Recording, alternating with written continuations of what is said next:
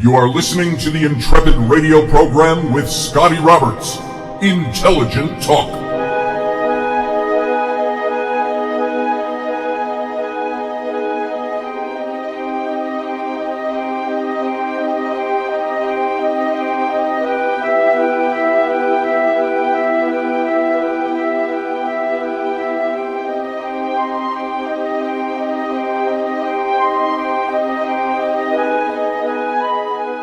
Happy Wednesday evening, folks. This is Scotty Roberts. You are listening to the Intrepid radio program right here on the Odyssey Radio Network. That's ODYSY1.com. You can go on over to Odyssey Radio and you can see the whole lineup for every day of the week. Not even almost. It's 24 hours a day. So there's a lot of good, fun, exciting listening over there. So go check it out. Odyssey1.com. And you can also, during this show tonight, come on over to my YouTube channel, or you can come on over anytime you want and view the video simulcast of this episode. And over there, you're going to see not just the video itself, but you're going to see the live chat room that goes on during this live program. And that is over on my YouTube channel, Mr. Scotty Roberts. Join the Intrepid family. Put in your 2 cents worth for this episode and any others. And if you want to see any of the episodes in archive in video, you can just scroll down on the page and you'll see the section for the Intrepid radio program.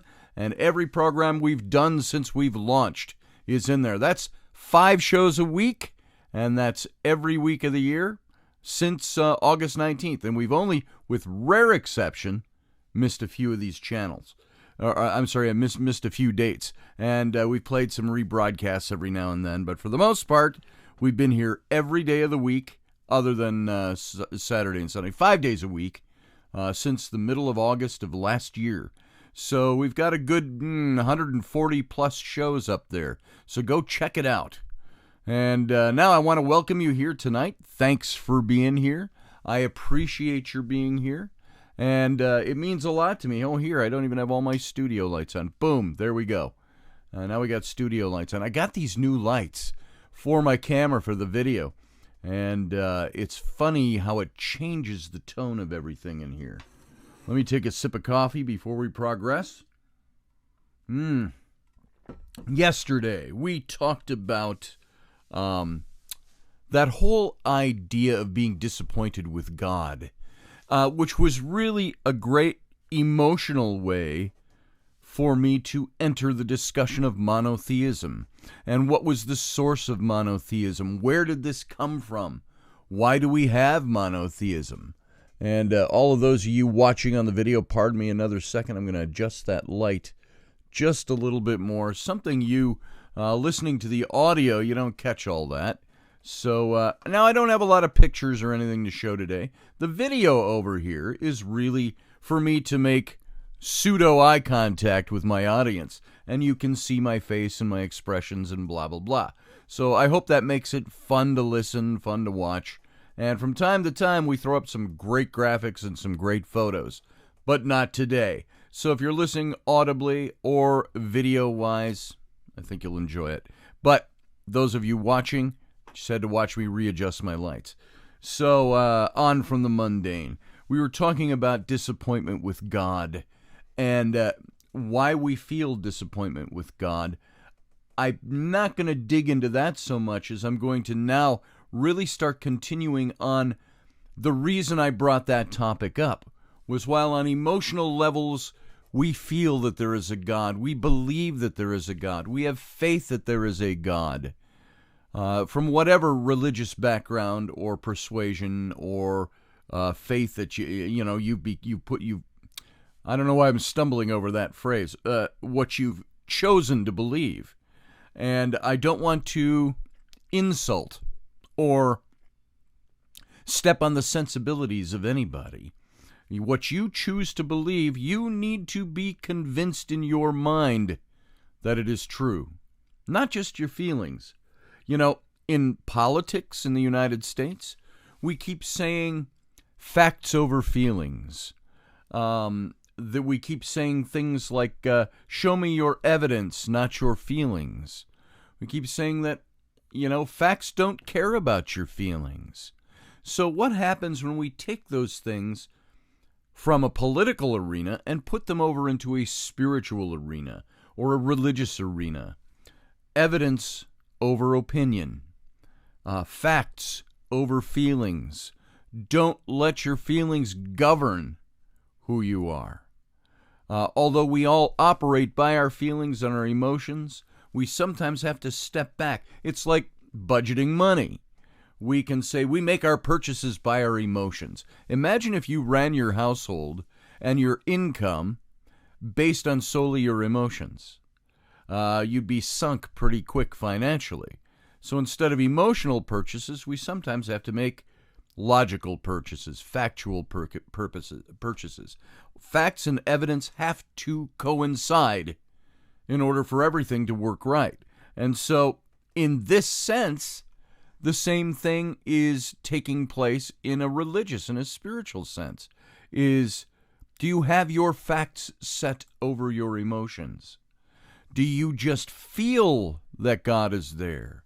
Do you know God is there? What governs your knowledge that makes you believe that God is there and you can put your faith in Him? So, this is why I have done a lot of the episodes and a lot of the shows I've done along the way. Why do you believe what you believe? Was what we were into for months when we were looking at other aspects of this. So the same thing with God. Does God, who says it is all important to believe in Him and to have no other gods before Him, as the first of the 10 Commandments says, when God says that, do we believe that because we know it's true? Why is that commandment there? Don't have any other gods before me. Thou shalt have no other gods before me, as the King James Version says, the old poetic version, which doesn't tell us a lot about what the verse actually says when you start digging into it. And so, is there just one God? Are there many gods? Is there a God who is a chief of the gods? Remember, the name used for God the most times in the Old Testament was Elohim. At almost 3,000 times, God is called by that name. He's called other names in the Old Testament as well, but the same God, just going by some of his different labels. And Elohim, when you break it down, is El was the Canaanite word for God. Him was the Hebrew suffix tacked on a word to denote plurality. It's like in my book, The Rise and Fall of the Nephilim. Let me show you something here. If you're watching on video, you can see here, I've got to switch over and make sure I'm not just showing you a big, bold reflection in your face. But this right here, you can barely see it. I put it in the design of the background, is the Hebrew word for Nephilim. Right here. Now, you see the word Nephilim in English, it's got the I-M at the end, the im, or the him, which is the Hebrew suffix that you place on a word. Now, that suffix denotes plurality. The word is actually for Nephilim is nephal, to fall, to come down, to leave one's first estate. The him is those who fell, those who came down, those who left their first estate. Now, the same thing with the word Elohim, the name for God, the singular God of the Old Testament, the one true monotheistic God Almighty. 3,000 times his name is in the Old Testament as Elohim, meaning God, El-Ohim, many, God of many, God, the God of many gods, or the God out of many gods. Then you have the caste of the Elohim, the sons of God, the B'nai Ha-Elohim, those who are of the God of many gods. So this is how the Hebrew language works, just a tiny little Hebrew lesson there. So if God in the Old Testament says, thou shalt have no other gods before me, he uses the same word as the word used for his name, Elohim, because the name can be both singular and plural, at the same time. Elohim can mean, I am Elohim, I am God, your God. Elohim could be, we are Elohim, we are the gods. And it's like, I've used this before, and you've heard me say this before, it's like our English word for the word deer. I see a deer in my front yard. I see a herd of deer in my backyard. So singular and plural, same meaning. A little different in the Hebrew, but you get the idea. There are rabbinic scholars who believe that the name Elohim simply means the singular God filled with a multitude of majesty and power. And so it was a way to express the single name of God, the single entity of God, as having multiple powers. But in other places, the same word is used for, and do not worship the Elohim that you can buy over in the Elohim maker's tent, the guy who makes little gods out of clay and bronze and wood and other things. So it was a plurality. You've got the Psalm 82 passage. Go look up Psalm 82 and read it. We've talked about it before, where it says, and Elohim stood in the midst of the Elohim, and he said to them, singular to plural, you are all Elohim, plural, but I am Elohim, singular. So the Bible does give us, if you're from Western tradition or Jewish tradition, we do have a God that in the Ten Commandments, thou shalt have no other gods before me, is actually telling you that there are other gods. If you look at Exodus chapter 20, verse 3, this is the verse, you shall have no other gods before me. And it's almost literally stated in the Hebrew, not almost, it is, it means there shall be to thee no other God before me, is what God is saying there. But the word for God used there, gods, plural, you shall have no other gods before me, is, if you exegete the passage and you dig into the language, the Hebrew word Elohim. You shall have no other Elohim before Elohim. So the question is there another God? Because the word Elohim, using God or gods, the singular verb shows that the plural form of the name is a mere plural of dignity, according to Jewish scholars, rabbinic scholars. But how do we know that? Because the same word is used to talk about many gods. You look at the word before me in that verse. Thou shalt have no other Elohim, gods, plurality, before me. It means strictly, the before me is before my face. Strictly, it means side by side with me, or in addition to me. God doesn't suppose that the Israelites, after all that he'd done for them, would discard him and substitute other gods in his place, but fears the syncretism which would unite his worship with that of other deities. But isn't that what the Israelites did? A mere 2 to 3 weeks later, a month at the most, when they're at the holy mountain, and they ask Aaron to create the golden calf so that we may have a God we can see and worship. So all polytheisms were syncretic, and they readily enlarged their pantheons. And since, when once the principle of unity is departed from them, whether the plurality be a little greater or a little less, doesn't really matter all that much. And the Egyptian religion seems to have adopted Ammon at a comparatively late period from Arabia. It took Bat, or Baal, or Anta, or Anitis, or Asteret, or Astarte, which is Asherah, or Reshbu, or Resheph, and so on and so on and so on.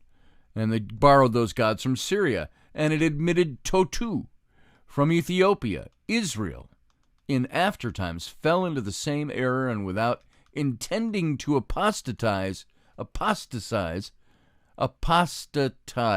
there I had it right, from Jehovah, added on to Jehovah the worship of Baal and Asherah and Moloch and Chemosh and Rephaim. And we saw this with Nimrod, the mighty hunter, building the Tower of Babel.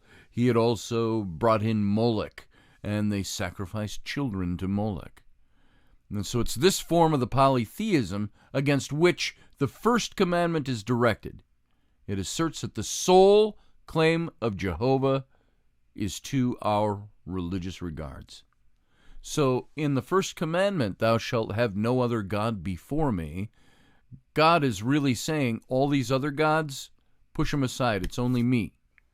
Now, the question we used to ask, sometimes we'd sit around in my seminary days, we'd sit around lunch and we'd discuss these things. And we'd say, does that mean that Elohim, eventually Jehovah, was just the God of the Israelites? And that these other gods were for other nations? Does that mean that they were worshiping false gods? Or were they worshiping gods that actually existed? And this is what I want to talk about for a little bit here, and hopefully wrap up in this first segment, is the Bible's many gods. So if you have disappointment with God, which with what we talked about yesterday, it might just be the disappointment with the God that you are familiar with, the God you were taught to worship. Does that mean that other gods do not exist? That's the big question. And that's where, it's, oh, you're blasphemous, or you're heretic, you're teaching heresy, or that's just plain wrong, you can't do that. And so let's examine it a little bit before we throw a really harsh judgment on it. And, I am going to stop for a second and just admit something, that some of this, remember I talked about emotions versus facts and evidence? I have to admit that some of this in me is driven from an emotional point of view. The reason I even started looking into this was because, let me use an illustration. Yesterday we talked about husbands and wives and unfaithfulness or looking for something somewhere else. Let me ask you. Now, some of us, I know Leslie, if you're listening tonight, I think you're over there in the chat room, you said last night something about there's never been any problem that's driven you to move away from your husband. And there's nothing wrong with that. That's not necessarily, though, the point I was getting at. This is the point I mean.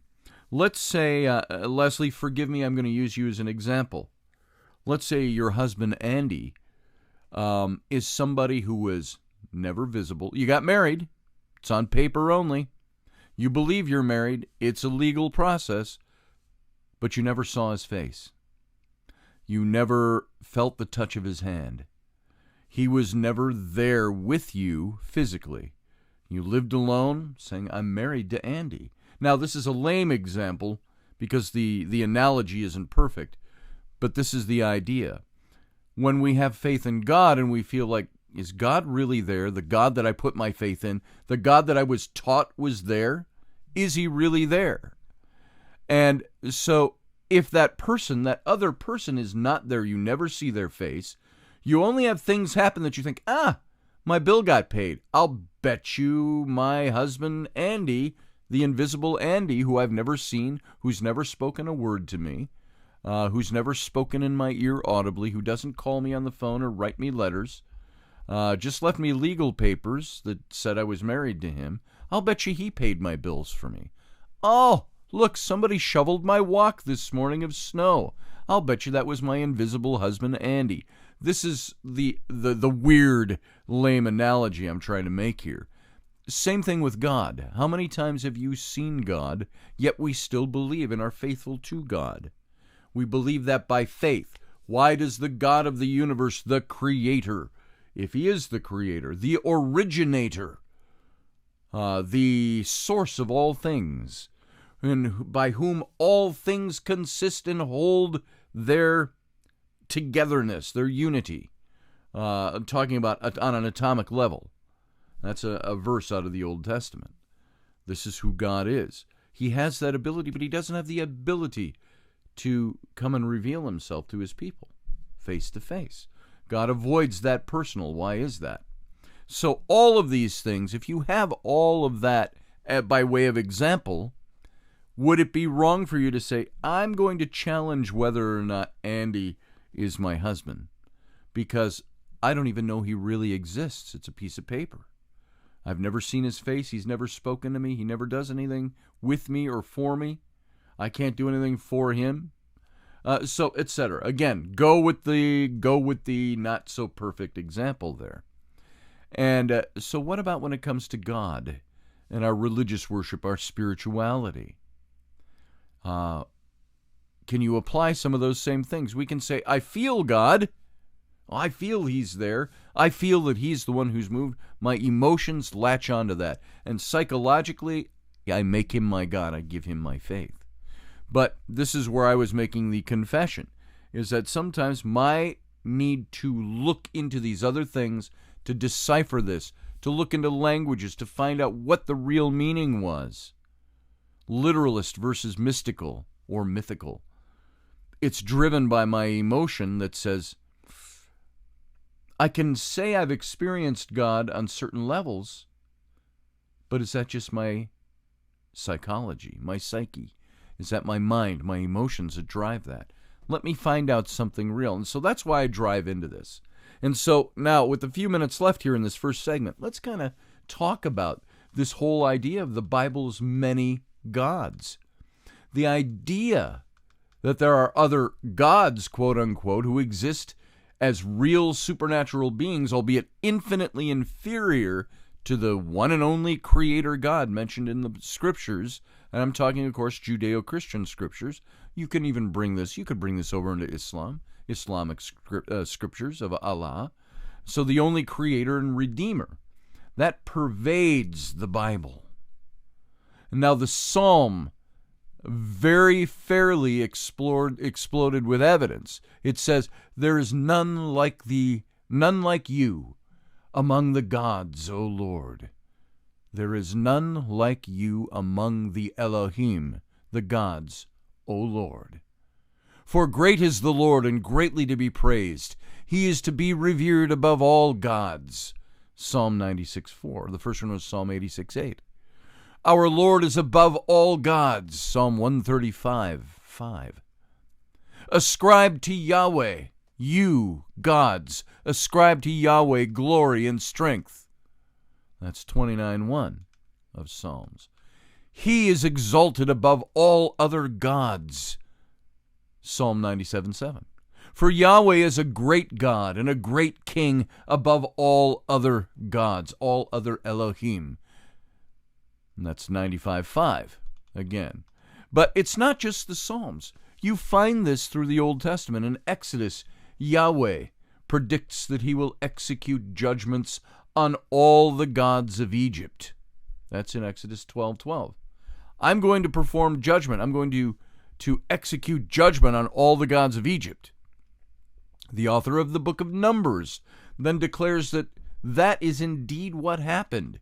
Yahweh executed judgments against their gods in Numbers 33:4. And this was, it's in reference to the 10 plagues, that God Elohim executed judgment against all the Egyptian gods. All those 10 plagues were against some of the individual gods of Egypt. There's no hint that Yahweh is the only God. Instead, it's clearly implied that Egypt has her own gods, and Yahweh will defeat them for the sake of his people Israel. And so when Yahweh gives his people the 10 commandments, the first commandment implies the existence of other gods. You shall have no other gods before me. And that's Exodus 20, verse 3, which we saw at the beginning. And you can also look it up in Deuteronomy 5:7. These are all books of Moses, by the way, the Pentateuch. In Exodus 23, 32 and 33, Israel is told to not covenant with or worship other gods. There is no suggestion that the gods of Israel's neighbors don't exist. God simply says, don't covenant with them, don't put them before me, don't even put them up alongside on the same standard as me. This is what Elohim / Yahweh told the children of Israel. In the book of Deuteronomy, the Israelites are forbidden from worshiping the sun, the moon, and the stars, all the host of heaven, which Yahweh your God has allotted to all the peoples everywhere under heaven. In other words, they were told to not worship other gods, not because those gods didn't exist, but because they were supposed to rule other peoples, not Israel. How about that? Did you notice that was there? Yahweh himself, who created, and by the way, Yahweh is the Hebrew word for Jehovah, or Yehovah. If you didn't know that, we've talked about it many times, but that's Yahweh. And Elohim was the God among many gods, and Yahweh was Jehovah, the Savior God. So Yahweh himself, who created and rules other gods, would rule Israel directly, according to himself. He would rule nations indirectly through the delegated authority of other gods. And this apparently was the original intent behind the strange passage regarding the Prince of Persia in the book of Daniel, the prophetic book of Daniel. In chapter 10, the Prince of Persia withstood me, perhaps the angel Gabriel, 21 days, but Michael, one of the chief princes, came to help me. This is God talking about one of his archangels, Gabriel, the Prince of Persia, resisting him, and his other archangel, Michael, coming to his aid. So something had gone terribly wrong in Psalm 82, which we already quoted many times, and I refer to this in my book on the Nephilim, how Elohim stood in the midst of the Elohim. The supernatural beings he had appointed to rule the nations justly had failed to perform. They were supposed to rule with justice, executing judgments on behalf of the poor, the widows, and the rest of the nations. But because they did not judge properly, Yahweh, or Elohim in Psalm 82, would judge them, and the punishment was ferocious. It says here, Yahweh has taken his place in the divine council. It actually says Elohim in Psalm 82. In the midst of the gods he passes judgment, and all of you, sons of Elion, the Most High God, the Bnei Ha-Elohim, all of you, sons of Elion, instead like Adam you shall die, and like one of the shining ones you shall fall. Arise, O Yahweh, judge the earth, may you take possession of all the nations. And there's that shining ones was mentioned, and like the shining ones you shall fall.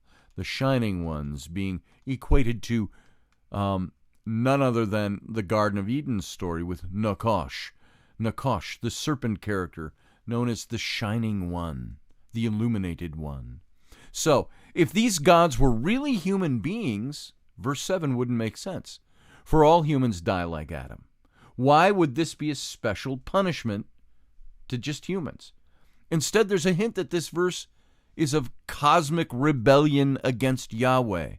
It calls to mind Isaiah 14 and Ezekiel 28, where the king of Babylon and the prince of Tyre are condemned for their rebellious pride. In Isaiah 14, the rebellion is explicit. It says, the shining one, son of dawn, the same phrase used here in Psalm 82, tried to place himself above the stars of El, the highest God, Yahweh, Elohim, to sit enthroned in the mount of assembly of the gods, to be like Elion, or Elohim, El Elyon, the fuller name for the Most High God. And so the drift of these passages is that the gods, which are sometimes regarded in the Hebrew Bible as fallen angels, and arguably are the genesis of Paul's principalities and powers, are condemned to death. Folks, I got to stop there. We're almost over time, so we got to go out to break for 2 minutes. Sit tight. We'll come back and pick this right up.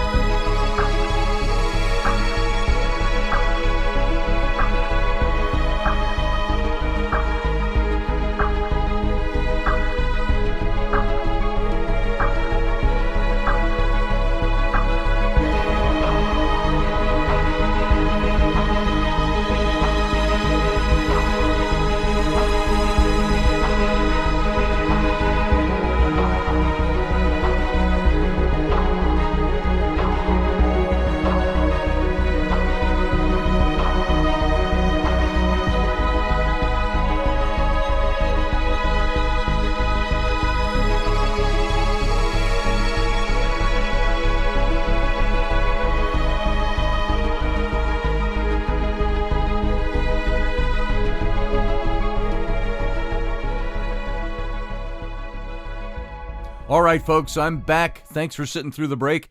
This is Scotty Roberts. You're listening to my program, the Intrepid Radio Program, right here on the Odyssey Radio Network. That's ODYSY1.com. You can also come over to my YouTube channel, Mr. Scotty Roberts, and see the video simulcast of this program, along with joining in with the live chat with the other Intrepids. Come on over, experience it. I think you'll enjoy it. Now, let's move on here from the first segment. I'm going to jump right back into it. We were talking about the Prince of Persia, mentioned in Daniel, and that this was the original intent behind the strange passage regarding the Prince of Persia, that the Prince of Persia withstood Elohim, Yahweh, and he was the angel Gabriel. And it was 21 days, it says, which is a prophetic time period. Might have been 21 years, 21 eons. But Michael, one of the chief princes, another archangel, came to help Yahweh. Now, something had gone terribly wrong in Psalm 82. The supernatural beings that God, Yahweh, had appointed to rule the nations justly had failed to perform. Pardon me. They were supposed to rule with justice, executing judgments on behalf of the poor, the widows, the rest of the nations. But because they did not judge properly, Yahweh, Elohim, would judge them. And the punishment was absolutely ferocious. Look at Psalm 82. It says, Yahweh has taken his place in the divine council. Now that's who he is addressing in Psalm 82. And in the midst of the gods, he passes judgment. And all of you, sons, Elion, Elohim, the Most High, instead, like Adam, you shall die.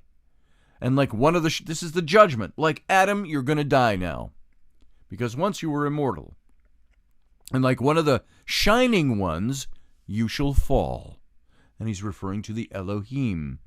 Just like Elohim in the Garden of Eden.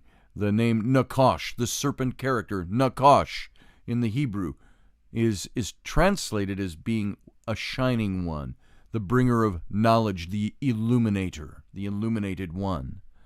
And so instead, like Adam, you'll die, and like one of the shining ones, you'll fall. Arise, O Yahweh, judge the earth. May you take possession of all the nations. So, if these gods, these Elohim, as it says in the Hebrew, were really human beings, that verse wouldn't make any sense, that judgment.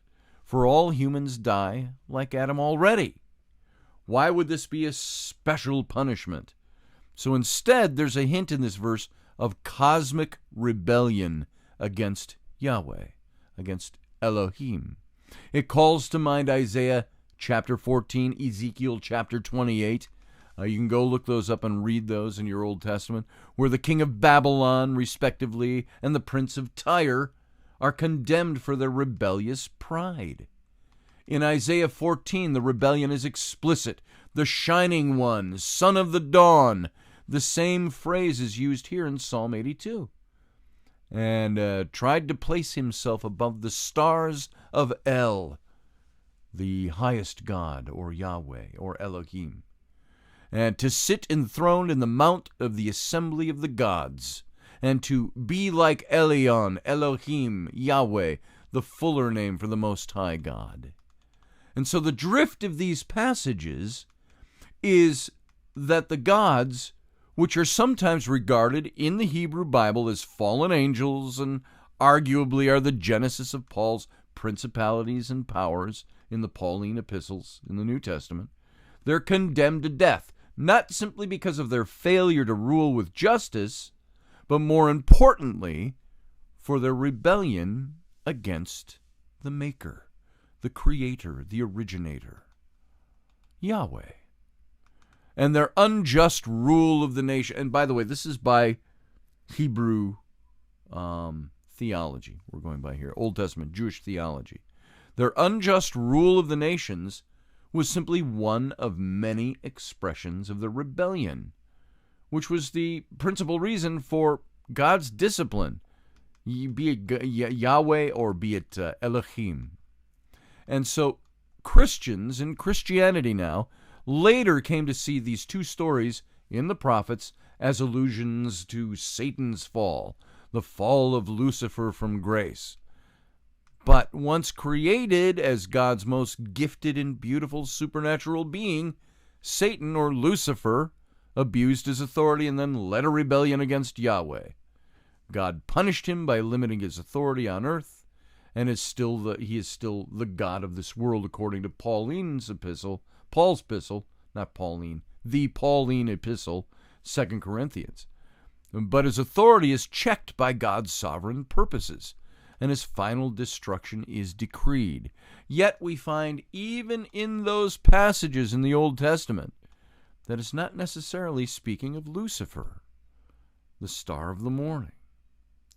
Commentator N.T. Wright, he calls this creational monotheism, which means that Yahweh rules over a cosmos that's thick with not only the good angels, but also the fallen angels. Not only the good gods, but the fallen gods. Not only the good spiritual beings, but the fallen spiritual beings. And that God is the chief of them all. He is in charge of everything, according to N.T. Wright. Creational monotheism. He insists that we have very few examples of pure monotheism anywhere, including the Hebrew Bible. The biblical authors did not push monotheism the way we think they did. I said in the writing of some of my materials, I'm going to go out on a limb here and say that the Bible does not teach monotheism. The Bible teaches a polytheism with a chief god, much like, look at the gods of Olympus. You had all these gods, Aphrodite, Hades, Ares, and there were different things. It goes between the Roman and the Greek names. But the one chief god was Zeus. And so you see Zeus as the god over all the other gods.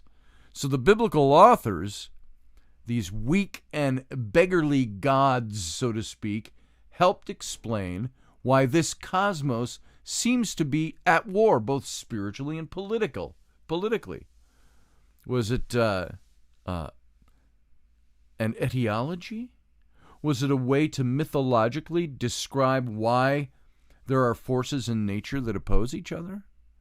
Why mankind opposes each other? A cosmos that's constantly at war, both spiritually and politically.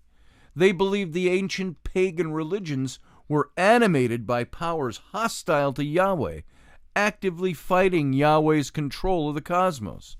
And it was no surprise to them that history is full of conflict, because its driving animus is conflict between supernatural forces, which are visibly represented by both religious and political communities. If you look at that passage, I'm trying to think of where it is. I think it's in Corinthians, but I'm not positive, where the Apostle Paul says, I find that there is a war in myself. He says, there is all the things I want to do, I find I don't do them very well. And all the things I don't want to do, I find I'm constantly doing them. And he says, so if I'm constantly doing the things I don't want to do, and not doing the things I want to be doing, I find that there's a war in myself, that good against evil. And that's where he says, I keep under my body so I can rise above. I push down, I push under my natural tendencies so I can please God. So this is that war, that supernatural war that's spilt over into the New Testament. So in other words, wars between nations were really only the shadowy surface of the deeper and more fundamental combat between spiritual powers.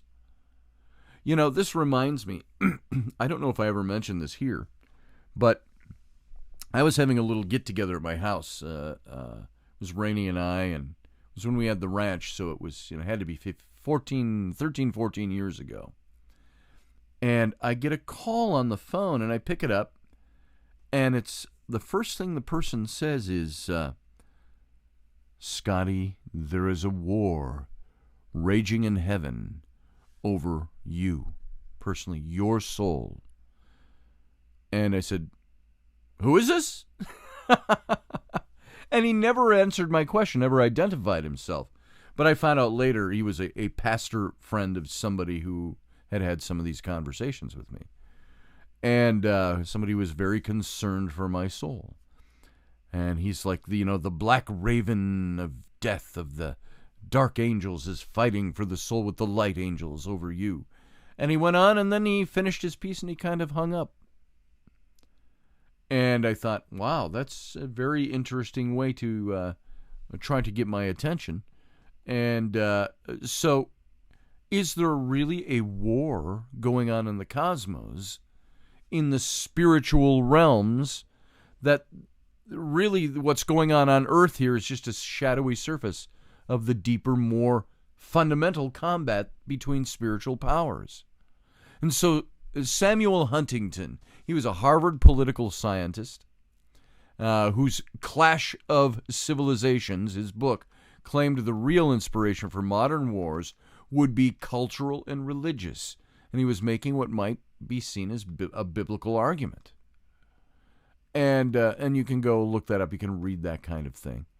And so it's very interesting when you start looking at the God of the Old Testament and ask yourself, is the God who mandates your worship of him above any other god, of not having any other gods before him, is that actually him saying there are other gods that you must avoid? And where did that come from? Monotheism is really what sprouted out of all of this. It's not saying there aren't other gods, it's saying there should be only one God. And we've turned to that. Look at modern literalist Orthodox Christianity. We've turned to there being only one God, and only one God to worship. But that's not how it started, and that's what we're finding. That's not how a lot of this started. Monotheism, one God, is simply defined as the belief in one God, and it's usually positioned as the polar opposite of polytheism, which is the belief in many gods. However, the word monotheism is a relatively modern word that was coined in the mid-17th century by the British philosopher Henry Moore in the 1600s. It comes from the Greek words monos, which means singular, and theos, which means God. And so monotheism. And in the Western tradition, this belief in one God specifically refers to the God of the Bible, the God of Judaism, Christianity, Islam. And it's always written with a capital G in English. However, in the ancient world, the concept of monotheism as we understand it today didn't even exist. All ancient peoples were polytheists. Even as we just saw in the Ten Commandments, it's a verse about polytheism and how you should worship the one God, the most powerful God above all the rest, and equate none else to him. And so, remember, the Ten Commandments were written to the Jews. It was a Jewish religious theology. And so they may have elevated one God as higher than the others, but nevertheless recognized the existence of divine multiplicity. And we'll find that all through the ancient world. Now, the concept of the universe for the ancients consisted of three realms: the sky, or the heavens, the earth, humans, and the underworld, sometimes known as the netherworld or simply the land of the dead. And the sky was the domain of the gods and was crowded with a host of divinities that were understood in gradients of powers. Now, many ancient civilizations had a dominant god, or a king of the gods, the alpha god, if you will, with other divinities being in charge of various aspects of life, serving as a court of advisors or simply as messengers to the humans below on Earth. And many of these powers could transcend or cross over to the Earth below in various different kinds of manifestations. They could travel to the underworld. And in those manifestations were known as chthonic or underworld powers.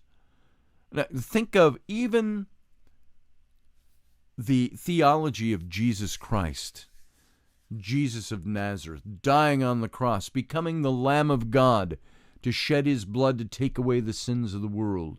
When he died and before his resurrection, it is said that he, as the Son of God, descended into hell, into the netherworld, and communed with the saints there. So the land of the dead. So even with Jesus, they were saying that his deity, his divinity, allowed him to transcend that gap, that great gulf fixed between the worlds. And so some of the other lesser deities, known as demons, came to be perceived as evil over time, the evil demons. And these powers were believed to be able to possess people and functioned as an explanation for diseases and mental disorders. I mean, look at the jinn we talked about last week. So, belief, faith, creed. There was no central authority like the Vatican or any other kind of main source that told you how to dictate the conformity of beliefs and practices. Maybe the temple in Jerusalem, but when that was built, that became the center of worship. The modern concept of monotheism, as we understand it, there being one God, also assumes two other concepts, that of belief and faith. It's like I talked about at the very beginning. Do we know there is one God, or do we just believe? We have faith that there is one God. And what drives that? And so the problem in understanding religions in antiquity is not that they didn't believe in things or that they lacked faith in the gods or the goddesses, the other ones, but that this is not often articulated or manifested in the same way that we now assume in our religious communities, our own religious theologies and systems. Unlike the later creeds of Christianity, there was no comparable creed in the various ethnic cults in the Mediterranean basin. So the closest equivalent of shared knowledge was found in the works of Homer, the Iliad and the Odyssey, the Hesiod, the Theogony, and the Works and Days. And the myths of the bards, such as the basis stories of creation and the gods of heaven, and the heroes, the great heroes of renown. As it says in Genesis 6, the Nephilim were the heroes of old and the men of renown. And there was no central authority, like we just mentioned, like the Vatican or the temple at these times, to dictate the conformity of beliefs and practices. Each ethnic group kind of developed their own rituals and their own practices necessary for worshiping, or usually consisting of sacrifices that was passed down to their ancestors from the gods. And it was crucially important to carry out these rituals without mistake. And supposedly this is what you have with Cain and Abel, the first two boys of Adam and Eve. One of them followed the prescription that God supposedly set in place. The other one didn't. He offered of what he had. So this is what you had in antiquity, in ancient times. The ancient roots of monotheism, while the term monotheism itself is modern, scholars have attempted to uncover ancient roots of monotheistic beliefs in the ancient world. High on the list is the pharaoh, as we mentioned yesterday, Akhenaten, where he established the Aten, the sun god, the sun disk, as the one and only monotheistic God. And it's often referred to as the first monotheist. That's, of course, if you overlook the Exodus, which is a biblical passage, a faith passage, and so it's generally overlooked in anthropology as being part of civilization, or the ongoing evolution of civilization, wherein Moses codified Judaism with the one true God. So, we're basically out of time tonight, so I gotta stop there. So folks, I'm not going to say anything more about that tonight. Let's just cut it off there because I don't have any time to make any significant statement. We're going to be back in 23 hours. You be ready, bring your thinking caps, and think about why you believe in one God. And do you know this to be a fact? Good night.